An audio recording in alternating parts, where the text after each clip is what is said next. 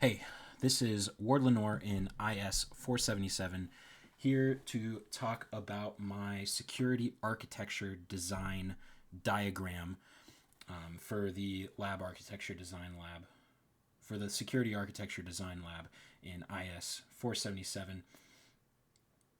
So to start off, right off the bat, we have our modem here, which is going to host the majority of our network, and it is talking to the ISP, which an outside user would be able to talk through to reach our network.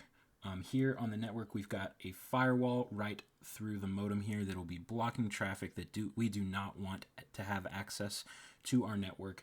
In front of the firewall, we have the IDS and the IPS, which are here to before the modems to detect any traffic coming into the modem that could be dangerous to our system, and the IPS is behind it to prevent any dangerous traffic that we detected from doing any damage and getting past the firewall here. So after that, we've got our VPN set up. If we come through the firewall here to our router, we have our VPN server connected here, which is basically setting up a tunnel for our private network to connect to the ISP and be more secure, and allowing any outside users to connect into our private network remotely, virtually. So, and I already went over the IDS and IPS. Next, the network segmentation. So I have 3 segments here, segmented on my diagram. I have this at the bottom here, a switch coming from the router that will have our users segmented network segmented to, where the users, this will be where they are connecting to the server and doing whatever they are doing for this company here, and connecting to the router through that switch. This switch over here is for our internal servers. We have our database server here connected to this switch, connecting to the router, segmented off.